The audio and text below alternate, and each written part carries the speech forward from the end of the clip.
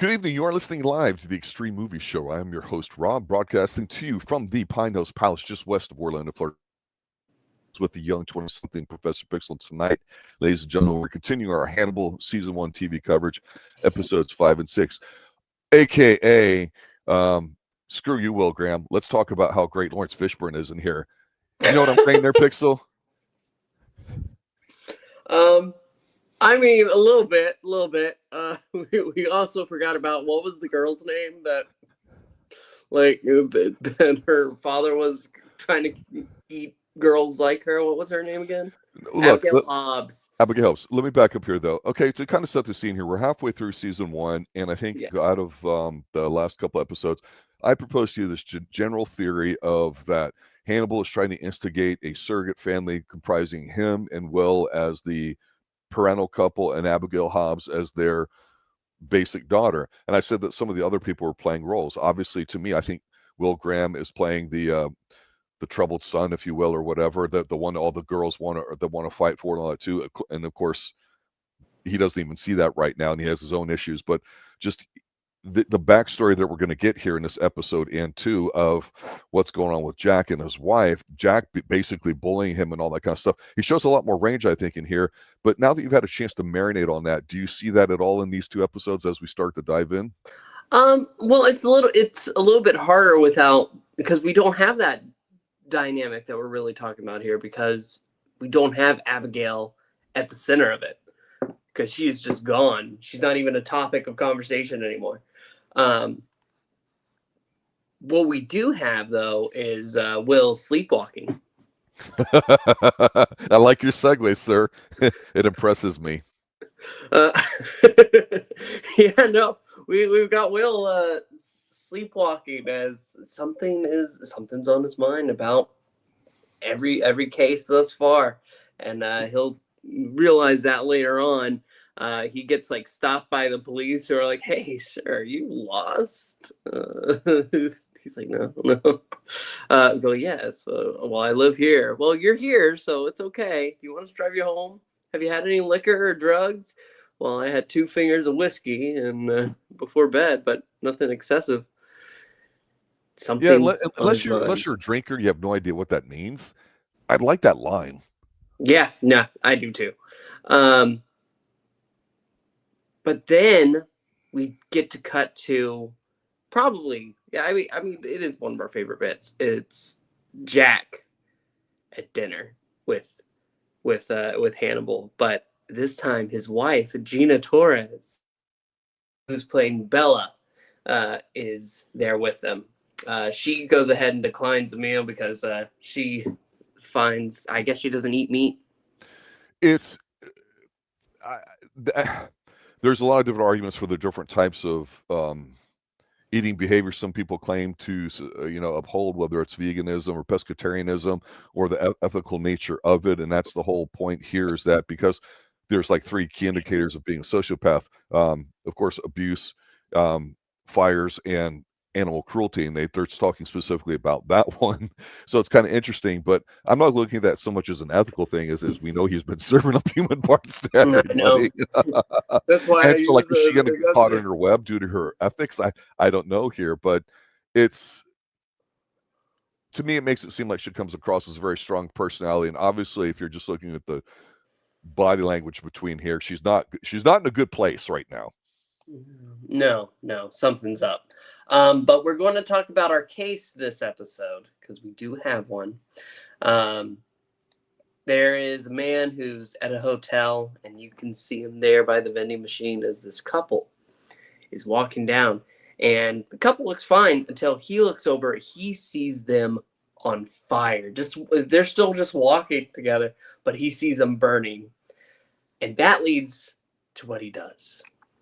Because when Will and Jack are called to the scene, it's the 2 of them bowing at the end of the bed, praying, with their backs all cut up and strung up like wings. Oh, it's cute.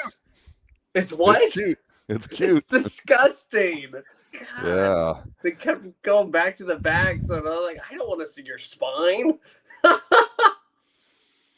Yeah, I think coming up to this point, one of the things that we see when Will's under stress is, how does he react? Obviously, he does sleepwalk. He's been collecting dogs. He has a den of them now. Basically, he's the pack leader, and he's also being followed around by like a black stag. Or I don't know what the hell you want to call it, some animal or whatever, which may become important one of these 2 episodes here. And the police do him a service by not, really doing anything with him other than being courteous and bringing him home or whatever, especially with the admission of drinking. Because, boy, if that went off to any cop, there's no way you're getting that. But the interesting thing to me that's happening here is, as I said before, going back to my idea about Hannibal trying to institute this family thing here, he's very good at trying to drive that wedge between these two with the things he's saying, because he's telling them, hey, look, if you're doing this, there's a problem with here. And he goes, I'm not saying he's bullying him, I'm not saying he's doing whatever, but you can't tell me he's not really making it traumatic for you by making you come back and telling you stuff. And the best thing about some of these key scenes where we see Hannibal definitely fucking with Will is that he knows how to just like flick him on the ear a little bit, kind of piss him off a little bit, or to get him thinking about the concept, and then shutting his mouth. So it's Will's idea of what's going on rather than somebody just bearing it over you and saying, no, you don't understand. He goes very third person in the professional way about sleepwalkers demonstrating, issues with aggression and stuff like that. And he asks some questions. So this is just the best way you can manipulate somebody of all time too, without being passive aggressive or whatever, because you're letting the other person come to that conclusion. It's grade A material with the writing, and I think the delivery that we have here has always been a strong suit of Mads in this particular role, especially while they're eating and doing domesticated kind of stuff, because it's almost never in that professional setting we're sitting across. It has been from time to time, because frankly at this point I'm kind of getting a little tired of Will also, because he looks like he's ready to cry all the time. He's stressed out, and I get that's his role. But when he comes in and he investigates the scene that you're describing here, it's interesting because I thought, okay, right now I'm seeing a little bit of Jack kind of like being not soft, but he's not just being one note with him. He's like, hey, where's your head at? I need you here. And Laurence Fishburne's very good with his voice as a Shakespearean trained actor. And I kind of honestly didn't really care about this particular serial killer bit. But I popped big time, with the whole dinner scene with them, because I'm like, oh yeah, those are figs, those are dried and everything too. And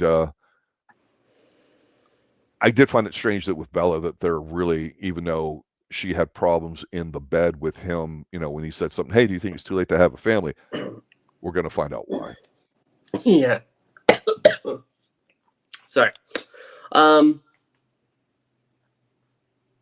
After we get to that, obviously we have some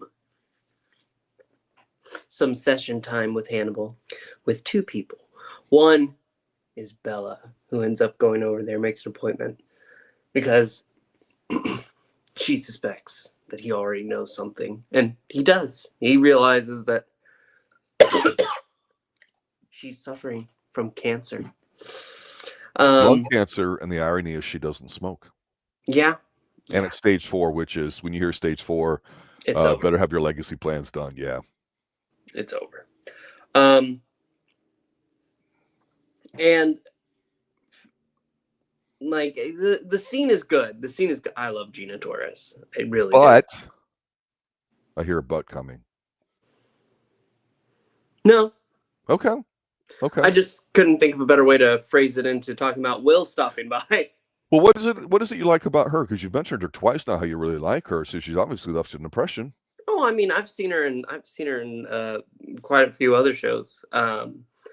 Seen her in Firefly, and she was an angel towards the end of it, playing this deity kind of role. It was, I love her. She's great. The only down here in Florida, if you ever go to Epcot and go to Mission Space, it used to be Gary Sinise. I loved Gary Sinise, but now it's Gina Torres. Oh, I did not know that, sir. You didn't? No. Yeah, the little pre-show video, it used to be Gary Sinise telling you, oh, well, you're about to take an exciting journey to Mars. But now it's Gina Torres, and I have no complaints with Gina Torres. I think she comes across as a very strong woman, Oh, and now we know absolutely. why. And it's interesting because they're introducing this dynamic, which again, it's trauma to a family, right? Because there's nothing you can do or control. And Jack is the man. He's the guy that makes shit happen. He's the guy that's go, go, go. He is the central father figure. How is he going to handle it now that he has a crisis in his life? It's convenient writing for, supporting my theory of Hannibal trying to destroy one family so he can create one out of the remains of what's already there, allegedly. Yep. And then what we get with Will talking to Hannibal is talking about the case of the Angel Maker. But again, like you were talking about, how Hannibal is able to kind of plant these thoughts into Will about what Jack is making him do. And that's what we'll see in the next scene when the next killing happens. This guy is strung up high. Same thing with the wings, and you see the blood streaking down the wall. And Will is giving like half answers as he's looking at it. And Jack is trying to prod for some more when Will just says, "Well, if you don't like how I'm doing this, find your own answers."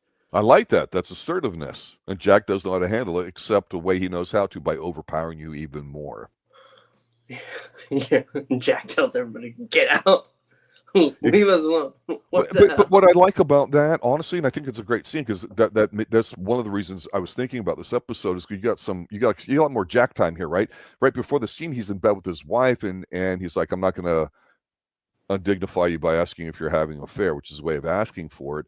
And you could definitely see some range with them because it's always one thing to sit there and say as a couple having conversations about money and sex, the two biggest things in any relationship, and of course anything else there to make your relationship functional. But the reality of it is a lot of people talk about how, well, just do it like this or have this conversation or do that. And the reality is not a lot of people get a lot of reps at it because you end up arguing and fighting and all that kind of stuff. So it's very sharp writing on here, and we're seeing, like I say, a lot more range of his character here. Like I had pointed out, even with Will early on, where he's like, "Hey, where's your head at?" And here, when he says, "Everybody get out," this is where Laurence Fishburne could just come around with the look on, turning. He literally takes a couple steps forward, just kind of turns on slowly and says, "Get out," like, "You motherfucker, how dare you talk to me that way? I'm gonna beat your ass, boy." Like he's his father, old school kind of stuff or whatever.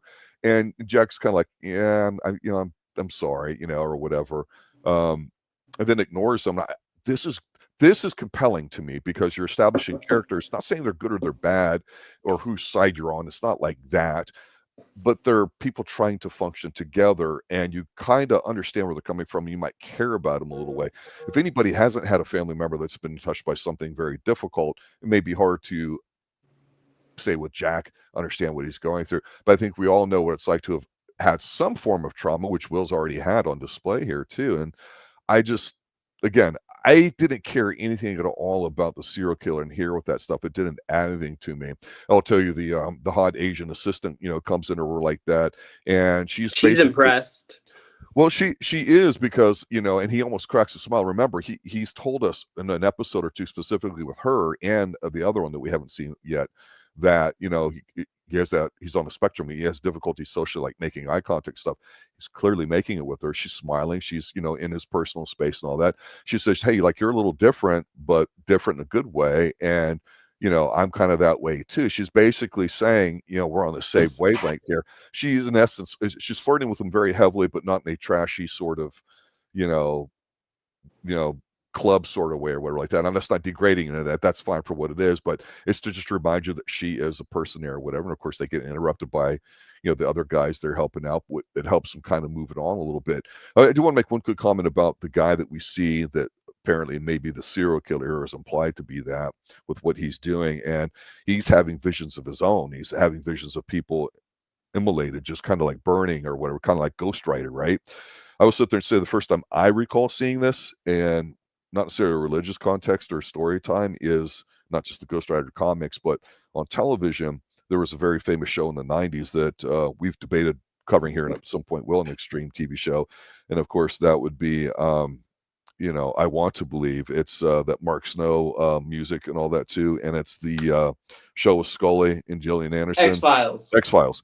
Well, Chris Carter, who created that, left a couple seasons to create a darker show based off of serial killers, where you saw this in Lance Henriksen, and that would be Millennium, who plays the character Frank Black, who kind of has the same thing. So I don't have a problem with them doing it here. I think it's cool. But then we go back to Bella in the office with Hannibal talking about some stuff. And this is kind of a nice exchange, too. She's getting a chance, honestly, to not sit there and pout and frown. She actually seems like she's made progress with what's going on, and they have a nice little heart-to-heart here. Hannibal's so good at sitting back and letting this all come to him. Yeah.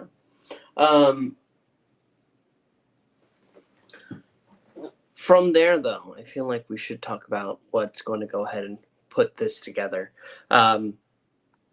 They do get a connection after this that, okay, well, he's going ahead, he's killing people, not just randomly, like he's killing criminals, but he's not. They're hesitant to call him a vigilante in his way, but they learn about who he is, and they're able to contact his wife. They call the wife in, sit down, and apparently she had left Elliot, that's his name, because of the cancer, because of what it was making him into. And so she took the kids and left, and she's like, I know that sounds terrible, but there was just something different about him, and everything started to erode. And that's when you can see the moment when Jack realizes what's happening with his wife. Yeah, a split second before this, you're having another little conversation with Hannibal and Will, and they're having more stuff about this killer and all that too, and of course Hannibal's tying it into the stuff that Will's going through. But I'd mentioned the stag or whatever it was, the elk, or I don't know what it is, because that's a big statue or handheld likely size statue, and Will's sitting there and he's just kind of like fingering it while he's lost in thought talking, and it's right there, and it's like he doesn't recognize that the thing is haunting him is right there. He's physically touching, and that's like, to me, a representation of Hannibal's the one that's sneaking up behind him, and that's his subconscious trying to tell him, you got to watch behind you. It's this guy.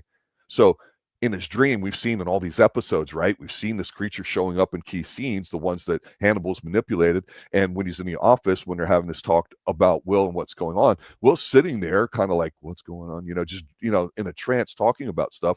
And he's sitting there holding the statue that is the thing in there. So it's the what he has in his dreams versus what he has here in reality. It's quite amazing. I wanted to mention the scene too, not as a goof, but one of the things in the movies, and I think in the books, because I've not read them, is that Hannibal has a very keen sense of smell. And one of the things early on, at the dinner scene, very early on the episode that we did not touch on, now that I'm thinking about it, is he compliments Bella on her choice of perfume, and even knows it. And she's like, wow, that's quite a nose that you have there, or whatever. And he just, yes, I've noticed, da da da da. Well, the idea here, again, going back to Jack and dogs, is dogs can allegedly smell cancer and something wrong with you and point things out, and they can be harnessed and trained. So I just find that there's these parallels that they have with these characters in what they're doing, that they have like an animal type relationship that the humans in here will also have, but sometimes you also have with these physical objects. And I just thought it was interesting because the scene you're referencing, I think, is so good. And this is the key thing to me that I was trying to lead up to, because I think this is the best scene in this episode with Jack while he's in there with Will going over her. And she's like, yeah, it seems like I was a horrible wife. And Jack just wants her to talk. He's not going to bully her. He's very good at picking and choosing who to bully and all that. So he's not a bully. He's very good at getting information out of people. And she's like, yeah, I wanted to honor him by being left alone, but I can only do it so much. So he kept pulling away. What am I supposed to do? That's another way. How do you deal with being withdrawn no matter what's going on? And that, of course, is echoing what's going on in his life, right? And you're right, 100%. If you just watch the scene alone with Laurence Fishburne while she's talking, the way he looks and all that, this guy is so fucking good. I mean, I was looking at this going, This is why you watch television and have great actors and solid writing here, because you get to see it develop. Because again, the weakest thing in this episode is the serial killer. Here, him going around his desk and sitting down, he's not even listening to her at all. But everything she's saying is not really about the guy, even though it's supposed to be. It's hitting him like a ton of bricks. And so that's when Will kind of steps in and takes over. This is good television, bro. I think it's outstanding, and I sometimes forget how good the show is. I just remember going, yeah, this would be a good one to do one time, and it's hard to tell you why, because I go, well, I like Laurence Fishburne. I can say he's good. But like most people, you have, your man caves and places you go to, your emotional retreats. So Will simply says, well, where's it like to go? And she basically mentions like an old farm that they go to. Yeah. And you're like, this is pretty much the end of the episode, though, really. I mean, it's kind of anticlimactic to me. Yeah, the guy has strung himself up. There won't be any more killings like this. But we do get a scene with Will telling Jack, I don't know how long I can do this anymore. It's not this case. It's not the last case. It's all the cases that are yet to come and how it'll affect me. And I just want to go back to teaching. And Jack tells him, hey, if you go back to teaching and out there people are still dying when you could have helped stop it, you're going to let it affect your teaching. So you can go to your classroom, but that's not going to do it. If you're going to quit. Right. That's basically what he tells him. And he's being a man to him like you are to your son. Well, okay, now you want to be an adult, and you want to be treated like an adult. You better act like an adult. You leave when you're 18. You can pay rent. You can work full time. Blah blah blah. Here you pay for your own this and that or whatever like that. Here we do. That's old school. There's nothing wrong. That's making you a responsible adult. So he says, I'm not going to tell you what to do. I'm not your father, right? So it's so good. But then the very last scene is we see a door opening in Hannibal's office. And Bella's getting ready to leave. We're not privy to the conversation, but Jack Crawford is standing there and says, I'd like to talk to my wife. May we use your waiting room. He's like, please take my office. And Hannibal knows to shut the fuck up and get out of the way while they're talking or whatever. And this is a nice exchange between them. This makes me go, yes, they're a couple. I kind of didn't like how they introduced and all that, her being kind of bitch face and all that stuff there too. Then we find out why with the layers. This again is good writing. And he's like, well, why didn't you tell me? And he obviously loves her to just no end, but he's used to being in control, and this is something he can't. So he's being challenged at his core as well. She obviously is too. So everybody's fucked up in here so far. Yeah. And it's going to continue in our next episode. Let's get into it. It's named Entrée. It really is the main course of our season thus far. First, we have our opening, which is Eddie Izzard laying on the ground. He is unconscious. It looks like something's wrong with him. They go ahead, they strap him up, they take him down to where a night nurse rushes in, gets him to stabilize, and is going to go ahead and hook him on up. But suddenly, flatline, she turns around, he's standing right there. Will and Jack, they're called to see what happened. The guy didn't escape. They still have him in this mental institute. No. This is classical, old school stuff that since the 1970s they don't have anymore, because they released just about everybody in any sort of psychiatric care and have totally changed what's considered, under the care of being psychiatric. It's an institute for the criminally insane, and do not ever get that wrong. I apologize. I'm half joking with it, but it's a big connotation when Will says, I hope I don't end up in one of these. It's like, yeah, you're fucked in the head, bro. You're gonna. Chilton, I gotta say this, but I'm gonna let you talk for a few. I hate this Chilton guy. He's such a fucking sleazebag. He's dressed really great in a suit. He is a fucking scumbag. The old rule of thumb was never trust anybody wearing any sort of facial armor. That means a beard, that means a bow tie, and that means glasses. And there's various levels of truth to that, whether you believe it or not. He doesn't even have the fucking decency to have a pocket handkerchief matching a shirt or whatever. This guy's complete fucking blunt. But you know what? This guy is so goddamn good at being a sleazebag. It's very strong on his part, because he's a creep in a certain way, and a professional, and he's a sleazebag. He's got no redeeming features about him, but he's not a stupid guy. You're talking about the Chilton, the guy who runs the operation. Yeah. He would be if you haven't seen the movies from the 90s and all that, he plays a role in those, maybe not the biggest role of all, but he is living up to his parlance as it was written about him. This guy definitely nailed it. Yeah. We first go ahead and get to see, you're right, right from the get-go, he seems scummy. But this looks like the kind of killing that somebody, one of their serial killers named what is it, the Chesapeake Ripper? Yeah, Chesapeake Ripper is the name they're giving it, which we believe is Hannibal at this point, correct? Yes.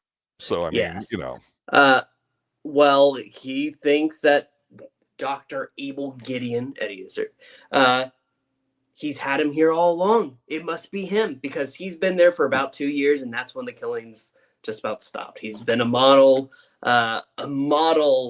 patient thus far, but with this display, you get to see the nurse's body. She is stabbed with poles and all. Oh God, it's terrible. But Dr. Gideon, we learned, was convicted 2 years ago because he killed his wife and his family. Totally random killing, nothing connected to the Chesapeake Ripper. And this is the first time that he has made any claims or shown any signs that it could be him. Yeah, we're episode 6 now, right? So to me, I'm like, how introducing Bella as a side character to use it to elevate Jack and talk about his trauma and all stuff. Okay, that's cool. And it was done very strong. I'm wondering how, though, halfway through the thing, you're introducing some of these subplots if they don't matter. And again, I don't know the history of the books really well and how accurate this is compared to it. Obviously, they've, I think, done some race swapping. I don't know about some sex swapping. No pun intended there with some of the storylines. Because to me, if you don't know anything about it, this is just still great television. But this is another episode where I really don't care about this guy and why he did what he did. I'm looking at how does it fit the big picture of Hannibal. So is Hannibal using a guy that he knows in captivity as, a scapegoat to kind of pin the blame on him because he hasn't been successful on it so far. But that's kind of been his end game, to kind of keep doing what he's doing as the Chesapeake Ripper, then to, how do I get him off my case in a roundabout way? I was wondering the same thing. Because I was thinking somebody must have tried to help convince him to do this. And we do get the flashbacks because the Chesapeake Ripper is something that's very close to Jack. We have flashbacks of him with a young student named Miriam Lass. Mm-hmm. And we learn later that it seems like she's gone. She's dead. And she was probably the last victim, but her body was never found. But as they're looking into it, what starts to happen? He starts getting calls in the middle of the night. He picks it up, and who is this? It's Miriam. Please, I don't want to die like this. Help me. And he's right from the get-go. He's smart as well. He's like, no, she's definitely dead. They're using a recording. They're trying to get to me. But I know it can't be Eddie Izzard because Eddie Izzard's locked up. Yeah, I think that when Dr. Bloom's talking with Will to him, trying to figure out and assess whether or not this guy's full of shit or not, because he kind of plays it coy. He's not stupid. He's got his own reason. Not sure what the deal is with that. So, Dr. Bloom, when she gets serious, kind of scares me.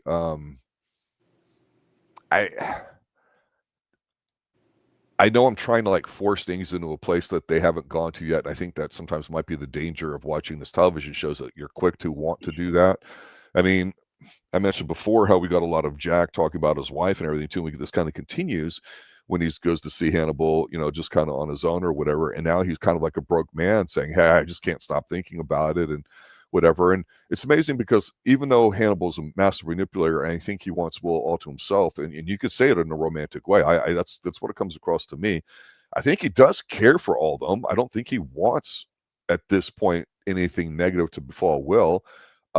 I know he's trying to drive a wedge between, him and the strong father figure here that is, again, illustrated by the fact that Miriam Last, this lady who apparently, I guess, what was it? She wrote like a letter, to the FBI, and he called her out of class to basically remind her about it. And we can see she's not sassy, but she's firm. And he's like, well, I need help. I need bodies, and, blah, blah, blah. So this is him reaching out and basically taking somebody under his wing rather than ordering somebody like Will, although it might later illustrate why he's just so bossy to Will, because he knows bad shit can happen, because this has already happened before and he doesn't want it to happen again. That's me forcing it, reading into it.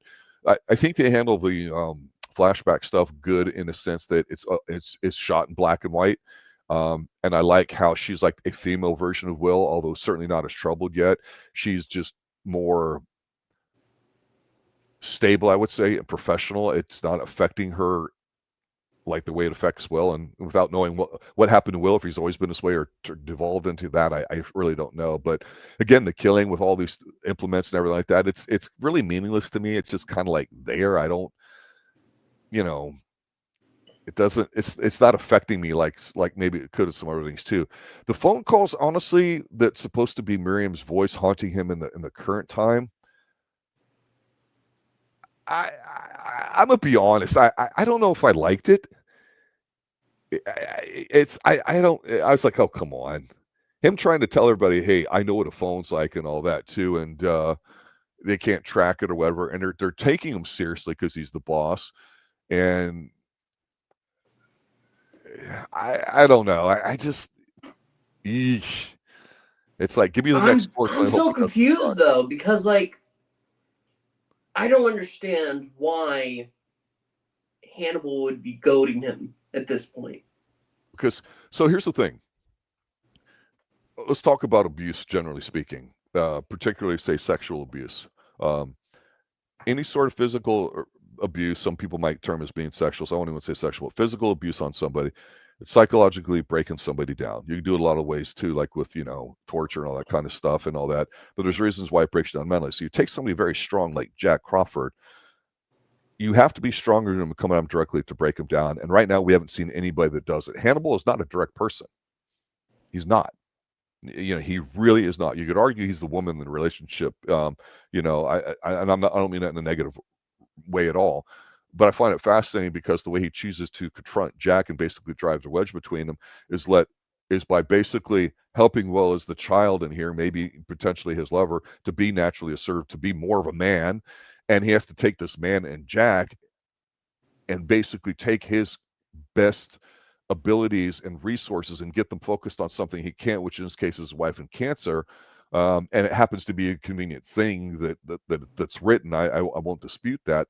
So the whole point here is that I think this is backup that somebody like Hannibal, who seems to plan almost everything with Abigail Hobbs, that seemed like it was a decision made on the moment. So even he's not 100% planning everything. I think this was just basically leverage.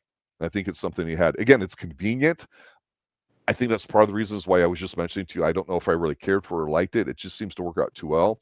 But it obviously, unfortunately, as a viewer, we don't know the impact this has on Jack, other than we know Miriam's probably been whacked or whatever like that. And Hannibal's the one that probably did it, probably kept her body, probably ate the whole damn thing, probably served it to whoever. And just not the whole damn thing. Well, no, but my point being is that at this point, the way it's written, we just have to kind of go with that, I think. So that's why I'm kind of whatever. But I found it interesting when Will's sitting around the round table trying to figure out these things are, and they bring in the reporter to kind of sit there and say, okay, we think it's this kind of guy, so we're going to tell you basically do this, to kind of work in our favor. And this is not politicking in a way, but it's like politics in that you have to make a decision on what you're dealing with and what's the best way to deal with it, rather than deal with the way you always know how to do something. Jack can't come at this guy, and we already saw where Will's been trying to figure it out. So they're like, oh, we'll get Freddie Lowndes in here with Dr. Gideon to kind of come at another angle and see what we can get. So again, another strong performance by this reporter. By all accounts, we'd be pissed off because we can't stand reporters and all that. But she's serving what I would call a useful function in here and all that too. But it's just interesting because we see Hannibal basically looking on his tablet there, reading the report that she wrote, and it's like, Freddie, this is not going to end well for you. When Hannibal's sitting there just kind of like, with that look on his face with his finger, just kind of like clicking it back and forth, his nail and all that too, going, this is bullshit. So you see Hannibal's master plan is even cracking. This is kind of funny to me, though. One thing, though, that, like, this episode is hard to, like, go into how we have in the past because it's so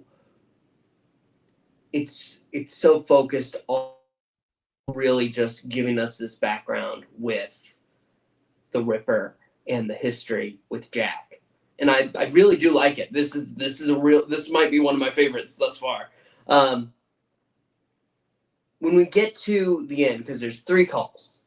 There's the first one when he's in bed, the second one while he's on the job, and he gets a call from home, and they find the hair and her fingerprints on the phone, Miriam Glass. Mm-hmm. Then the third, that's coming from this, I can't even remember what it really is, an old observatory, something like that.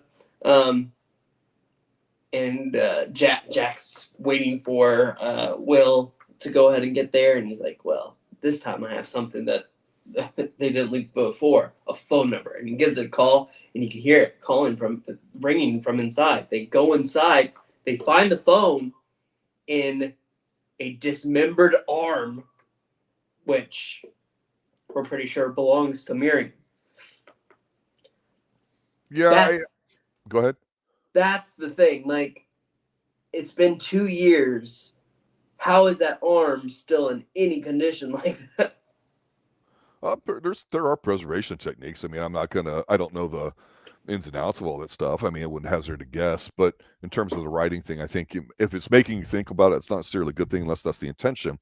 I think the funny thing here, and again, it can be a little confusing sometimes, is that, right before that final part to it, we get Alana Bloom having dinner with asshole from the observatory, from the Institute for the Criminally Insane, in Hannibal, and he's serving them, I think was it pork tongue or beef tongue or what like that. Tongue, if it's done right, can be good. I'm not a big guy in the ligaments and all that kind of stuff. I know there's a lot of Asian recipes out there. You throw a lot of different things in there, but low and slow barbecue and all that kind of stuff. And I go, wait a minute, is he serving them Miriam Lass right now? I don't know. Like, that'd be kind of fucking cool. And I always wondered, fuck the meal. Who is it that he killed, and who's he serving it to? Because right here, again, the name's escaping me of the character that I mentioned earlier. The guy that's a slime bag, Chilton, Dr. Chilton. Chilton's not wrong in basically saying, hey, look, guys, I've had him here all along, and that's been my assistant. That would be like a big feather in his cap. So that's his ego talking, right? And we'll see if he continues to be how much of a character. But they're all having dinner, and it just reminds me, this is, again, a smart move. If you don't know what to do, keep your friends close and your enemies closer. So he's bringing them all in here to listen to their thinking and let them talk, because ego is going to make you talk. And this is very smart. And I think I'd mentioned this before, maybe in episodes 1 and 2, about the whole idea of conversations, give and take. And I'm not even going to say male and female here in the roles and how they're particular, so much as that if I say to you, hey, what's up? And you're like, not much. You're really basically telling me you don't want to talk. People are like that. Yeah, man, it's been a weird day here in Orlando. Oh, okay, well, why? And we talk about it. You're giving me something, and I'm taking something with it. Hannibal is very good at getting people to give more than he does. And when he gives them something back, he's not giving them back a personal anecdote about him. If everybody stopped right now at the table, or all these main characters, and said, wait a minute, how much do I really know about Hannibal? They're going to go, well, he's a doctor, he listens, and he cooks us food. But yeah, how do I know? What's his favorite team? Is it the Redskins? What does he play tennis? Whatever it is, right? His hobbies. but they're all saying everything professionally and even personally about themselves. So they're giving a lot more than they're getting at this point. And that's the masterful stroke of watching them in action. Everybody has a trauma or something that has them distracted from sitting there and realizing that the whole fucker, the bad dude's right there in front of them the whole time. And yeah, it's weird because this ending that you're pointing out here, it was like the last episode to me, pretty kind of anticlimactic. Again, Chilton does a great job with his directive, I guess, if you want to call it that, his belief. And there's definitely ego involved in here about, hey, yeah, I'm the guy that noticed it or whatever, but you know, who's with Will when they go to this observatory? It's the hot Asian girl or whatever like that. She's kind of turned on by the fact he stood up for himself. He was assertive with Jack, even though Jack wasn't suffering any fools for it. I'm trying to go, is the observatory relevant here, like looking at stars and stuff like that? Because I mentioned the I'm just going to call it an elk or whatever, the figure that we've seen a lot here. It just seems to be something in here. And leaving a cell phone in an arm, that, you know, convenient, just convenient. You know, I didn't really care for it, to be honest with you. I didn't hate it, but still, no, it's just there to fill in the space of the gap of all the webs of the relationships and how. Did you at least like the final flashback scene? The final flashback is the best scene of this episode. It kind of involves Jack. What do old friends do? They sit around the fire and tell stories. And so we get the flashback of Jack basically admitting to Hannibal about why he felt so strongly about all this and all that. And as it's being on, we see the very last thing Miriam Lass was trying to do on her own. She'd followed the lead, and it's Hannibal. And Hannibal's like, yeah, I really don't know who you're talking about. Wait a minute, I have some records from back when I was an emergency room doctor. Let me get them for you. She's wandering around. And again, the whole thing with Jack and the animal creature that he sees in his dreams, but also as a physical statue in the office there of Hannibal. We know Hannibal's an artist. We know he's very particular about drawing from sight. He's well educated. He's just a great humanitarian. He potentially has had a mistake here because she looks at some of his hand drawings or like that, and the one that comes up probably is an old famous piece. I'm not sure what it is. It's no David, but it looks like it's Greek in that nature because it's a Greek style type body with a bunch of things poking in it, which is exactly the tableau of what we saw in here before. And as soon as she picks up, realizes it, and makes that quantum leap connection in her subconscious, and she comes up, what do we see? We see the ethical killer come up behind her and Hannibal and choke her out. Did you notice though? Like he went up there. Yes. So you say that's a mistake, but he comes back down that ladder without his shoes on. Yes. And he walks over. So doesn't matter if she found it or not. He was planning on grabbing her. I don't know about that, to be honest with you. I think, she found the things, I fucked up, let me kill her, or maybe he was going to. But why would he take off his shoes up there? Because he was going up there, I think, buying time. I think in a way he was trying to, he was just trying to like, oh shit, I'm fucked up now. I got to think quick on my feet, which he's done. He did it with Abigail Hobbs, right? And what did he do? He went to murder. So his default thing is, I don't know what to do. I'm going to murder you, right? I mean, that's what he does.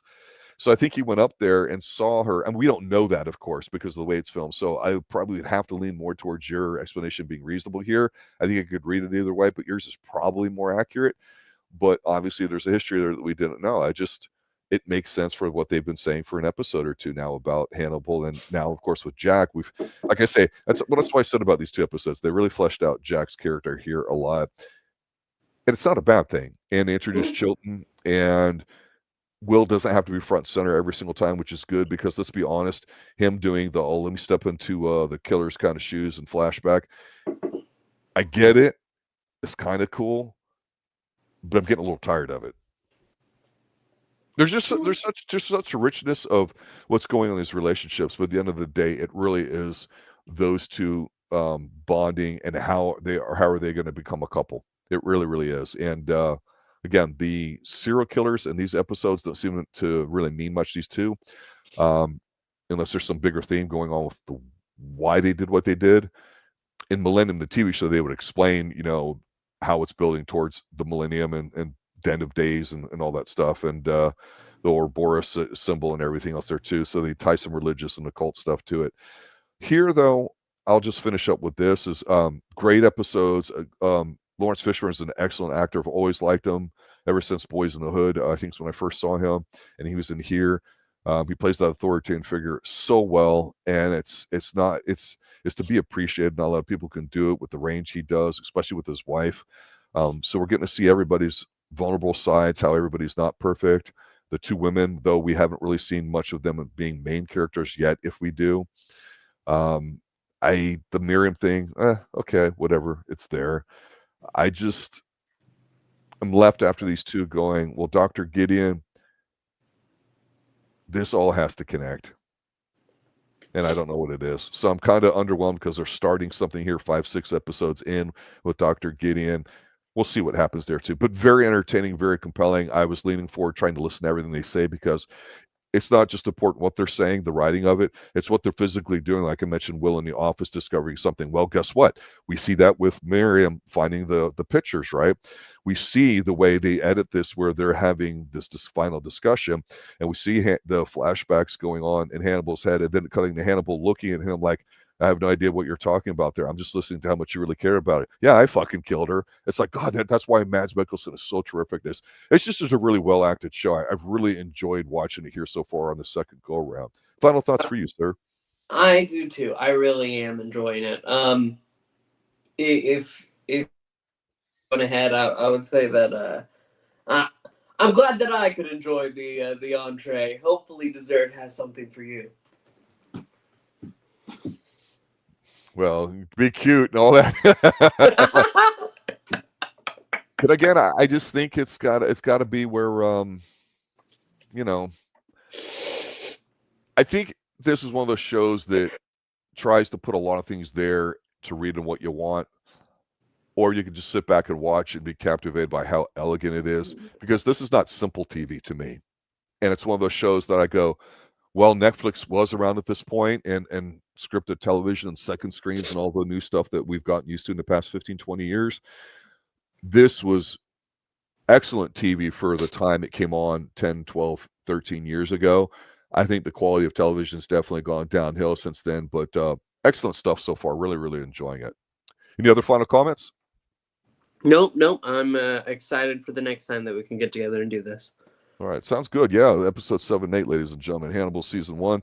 Check it out. I believe I'm watching it on Prime. It's on several of the places out there, so check it out. It's a very sumptuous type of show there too. It's very engaging. Let us know what you think about it. For Professor Pixel and everyone involved here at the Extreme Movie Show, thank you. Good night now. Good evening.